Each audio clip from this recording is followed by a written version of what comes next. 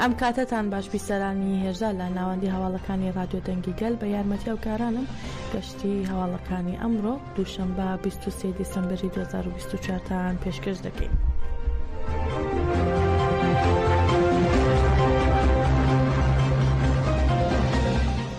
فەرماندەی گشتی هێزەکانی یاسایشی ناوخۆی باکوور و ڕۆژهەڵاتی سووریا پێویست بە هێرشەکانی ئەم دوایە چەتەکانی داعش ڕاگەیاندراوێکی بڵاو کردەوە و تیایدا ڕایگەیاندووە هێزەکانمان بە هەموو هێزی خۆیانەوە لا پێناو ئاشتی و سەقامگیری هەرێمەکەدا کار دەکەن. لە بەشێکی تری ڕاگەیاندراوەکەدا ئاماژە بە هێرشەکانی دەوڵەتی تورک لەسەر بەنداوی تەشرین و پردی قەرەقۆزاق کراوە و جەخکراوەتەوە لەوەی ئەم هێرشانە دەبنە هۆکاری ئەوەی شانی چەتەکانی داعش سەر لە نوێ چالاکەکانیان ئەنجام بدەن و هاتووە لەو چارچەوەیەدا لە شارۆچکەی شەهبا و گوندەکانی دەیرە زوور شانەکانی داعش خاڵکی پشکنینی هێزەکانمانیان کردووە بە ئامانج. بەڵام بە هۆشیاری هێزەکانمان ئەم هەوڵە پوچەڵ کراوەتەوە و دەستیان بە ئۆپەراسیۆنی پاکردنەوە کرد.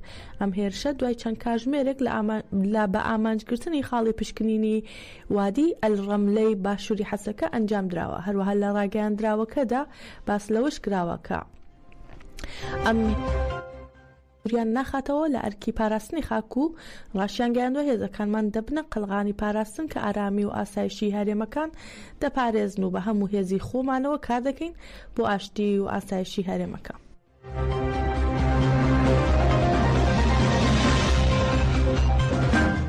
گەلی دەربێسی لە ڕۆژاوای کوردستان گرت بوونەوە و ڕانگەیان لا دژی هێرشەکانی دەوڵەتی داگیرکەری تورک و گروپە چەتەکانی ئێمە لە پشتی قەسەدەداین. هاوڵاتیانی شارۆچکەی تەلکەمەر و سێگری سەربا دەربێسی کانتۆنی جەزیرە گرت بوونەوە و ڕاگەیاندراوێکیان لا دژی هێرش و داگیرکاریەکانی دەوڵەتی تورک و گروپە چەتەکانی ڕایگەیاند و ئیدانە و شەرمەزاریان کرد. لە ڕاگەیاندراوەکەدا ئاماژیان بەوە کرد ئامانجی دەوڵەتی داگیرکەری تورک و گروپە چەتەکانی لە هێرشەکانیان شکاندنی ئیرادەی گەلەکەمان و لە ناوبردننی ئەزمموی خۆبەڕێوەبەری باکوور و ڕۆژهەڵاتی سووریایە. هەروەها جەختیان لەوە کردەوە کە لا دژی هێرش و داگیرکاریەکانی دەوڵەتی تورک و گروپە چەتەکانی ئێمە لا پشت قەسە دەین و بانگەوازی لە هەموو گەلەکەمان دەکەین کە لا پشت ئیدارەی خۆبەڕێوەبەری دیموکراتیکی باکوور و ڕۆژهەڵاتی سووریا بن و یەک دەنگ و یەکگرتوو بن.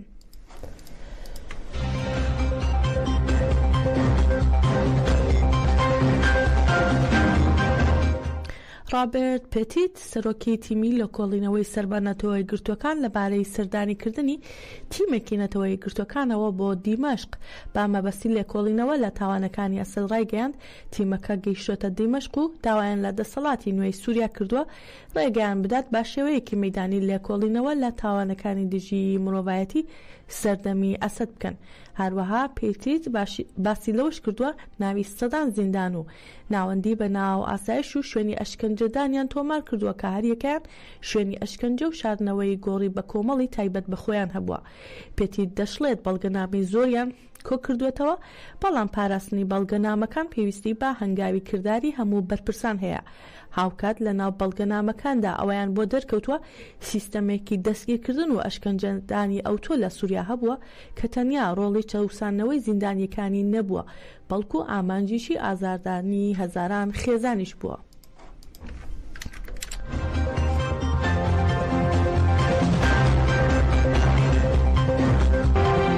جێک سۆلیڤان ڕاوێژکاری ئاسایشی نیشتمانی ئەمریکا ڕایگەیاند هێزەکانی هەسەدا با سەرکردایەتی کورد نزیکترین و باشترین هاوبەشمانن لە شەڕی داعشدا. پێویستە لە پشتیان بین و جۆ بایدن سەرۆکی ئەمریکاش دەیەوێت پشتیوانیان بکات. جێک سۆلیڤان ڕاوێژکاری ئاسایشی نیشتمانی ئەمریکا لە چاوپێکەوتنێکدا وتی پێویستیان باتوانەیەکە بۆ ئەوەی شەڕی داعش بکەن لە ڕۆژهەڵاتی سووریا و ئیدارەی داهاتووی ئەمریکاشیان لەو بابەتە ئاگادار کردوێتەوە. باسی لەوەش کرد پرسی سەرەکیمان ئەوەیە ئێمە پشتیوانی نزیکترین و باشترین هاوبەشمان بکەین لە شەڕی داعشدا کە ئەو هاوبەشەش هێزەکانی سووریای دیموکراتیکن و لەلایەن کوردەوە سەرکردایەتی دەکرێت. سالیڤان ئاماژەی بەوەش کرد ئێمە پێویستە لەگەڵ هەسە دەبین و دڵنیابین لەوەی کە لە شوێنی خۆیاندا ئەوەندە پارێزراون کە بتوانن هاوبەشێکی باشی ئێمە بن وەک چۆن وابوون. هەروەها ئەوەشی خستە ڕوو بە لە بەرچاوگرتنی ئەوەی کە هەسەدا زیندانە گەورەکان و کەمبەکانی داعش بەڕێوە دەبن کە هەزاران چەکداری داعش و دەیان هەزار خێزانی داعشی تێدایە کە هاوسەر و منداڵی چەکدارەکانن ئەگەر هەمویان هەڵبێن دەبنە هەڕەشەیەکی بەرچاو بۆ سەرناوچەکە و بۆ ئەمریکاش هەر بۆیە پێویستە لە پشتی کورد بین و سەرۆک بایدەنیش دەیەوێت ئەوە بکات.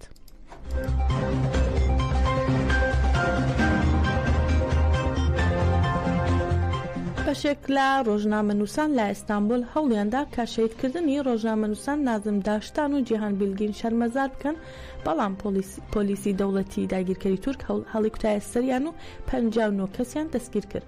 بە مەبەستی شەرمەزارکردنی شەیدکردنی ڕۆژنامەنووسان نازم داشتان و جیهان بیلگین، کۆمەڵی ڕۆژنامەنووسانی دیجلە فورات، کۆمەڵی ڕۆژنامەنووسانی ژنەی مێزۆپۆتامیا مەکەگە و دیسک باسن کۆبوونەوە، بەڵام پۆلیس هێرشی کردە سەر کۆبوونەوەکەیان و 59 کەسی دەستگیر کرد و 45 کەسیان برانە بنکەی پۆلیس. لەو 59 کەسە 14 کەسیان ڕەوانەی دادگا کران و لەو 14 کەسەش 9 کەسیان زیندانی کراون.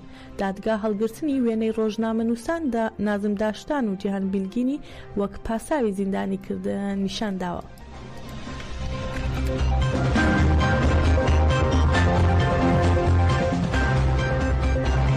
لە چەندین شاری باکووری کوردستان بە چالاکی جەماوەری شەیدکردنی ڕۆژنامەنووسان نازم داشتان و جیهان بیلگین شەرمەزار کرا و پەیامی ناتوانرێت ڕاگەیاندنی ئازاد بێدەنگ بکرێت درا.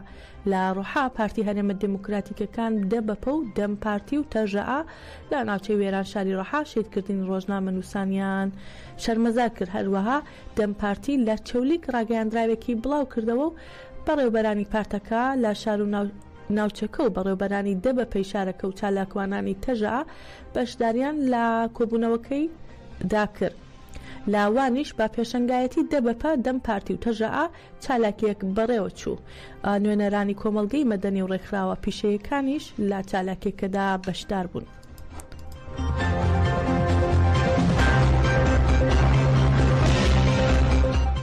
لە شاری هەولێری باشووری کوردستان شاندێکی باڵای پارتی یەکسانی و دیموکراسی گەلان دەم پارتی و پارتە هەرێمە دیموکراتیکەکان دە بەپە لەگەڵ سەرۆکی یەکێتی نیشتمانی کوردستان بافڵ تاڵبانی کۆبوونەوە. شاندەکەی دەم پارتی و دە بەپە پێکاتبوون لە هاوسەرۆکی دەم پارتی تۆلای حاتم موغڵاری و هاوسەرۆکی دە بەپە کەسکین بەیاندەر و جێگری هاوسەرۆکی دەم پارتی ئێبرۆ گۆنای و وتەبێژی لێژنەی پەیوەندیەکانی دەرەوەی دەم پارتی بەردان ئۆستۆرگ هاوکات لەگەڵ بافڵ تاڵبانیدا لێپرسراوی مەکتەبی پەیوەندیەکانی یەنەکە دەرباز کۆسرەت ڕەسوول و لێپرسراوی پەیوەندیە کوردستانیەکانی یەنەکە سالار سەرحەد پێشوازیان لە شاندەکە کرد. لە کۆبوونەوەکەدا تیشخرایە سەر ڕەوشی ڕۆژهەڵاتی ناوین و بە تایبەت سووریا و جەختکرایەوە لە پەنابردن بۆ چارەسەری ئاشتیان و دوورکەوتنەوە لە بژاردەی شەڕ. هەردوو لار جەختیان کردەوە پێویستە لە سووریا ڕێز لە ئیرادەی گەلان و پێکاتەکانی سووریا بگیرێت و مافەکانی گەلی کورد مسووگر بکرێت.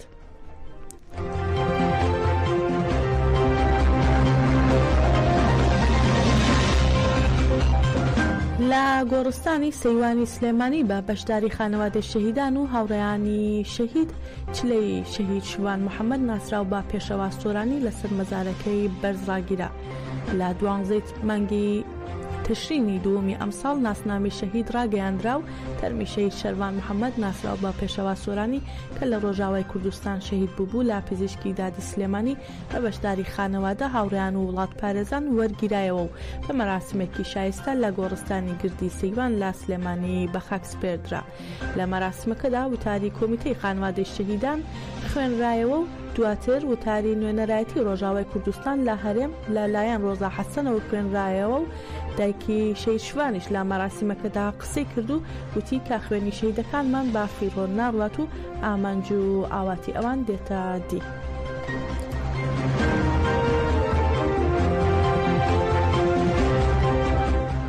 علی ئۆراماری بەرپرسی پێشووی مەڵبەندی چواری یەنەکە لە دوهۆک لەبارەی ڕێگریەکانی پەدەکە لە گەیاندنی هاوکاری با ڕۆژاوای کوردستان لە دەواازەی سیمیلکاوە کە تاکە دەواازەی نێوان باشوور ڕۆژاوای کوردستانە ڕایگەان تاخستنی دەواازەی سیمیلکا لەلایەن دەسەڵاتدارانی پەدەکەوە سیاسەتێکی نائەخلاقیە.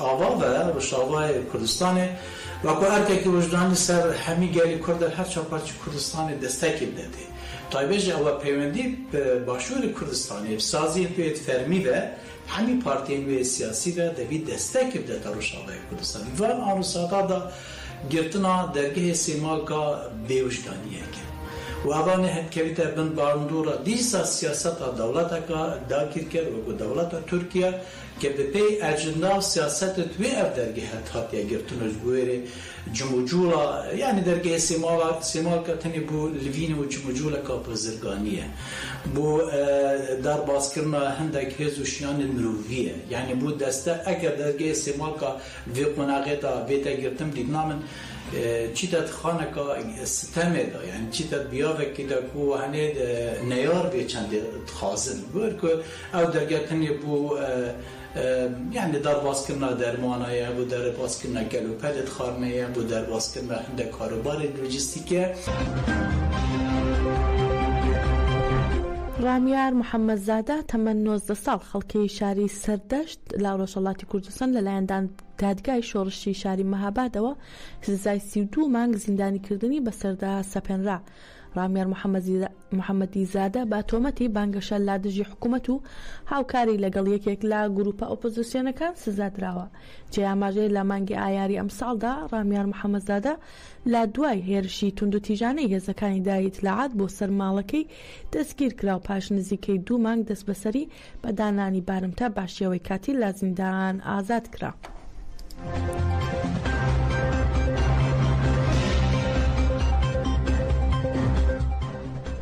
جیک سۆلیڤان ڕاوێژکاری یاسایشی نیشتیمانی ئەمریکا ڕایگەیاند ئیدارەی جۆ بایدن زۆر نیگەرانە لەوەی ئێران توانای بەرهەمهێنانی چەکی ئەتۆمی هەیە و دۆناڵد ترامپ سەرۆکی هەڵبژێردراوی وڵاتەکان لەم مەترسیە ئاگادار کردوێتەوە.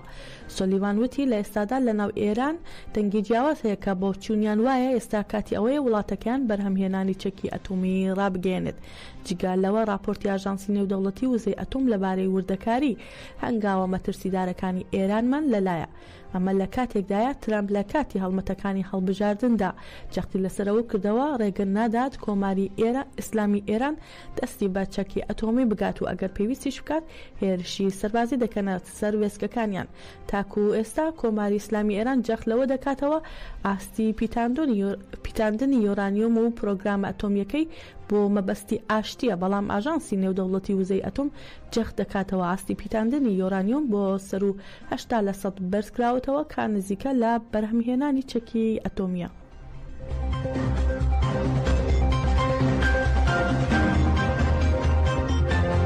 هەواڵەکانمان پێشکەشکردن بمێنن لا خێر و خۆشیدا.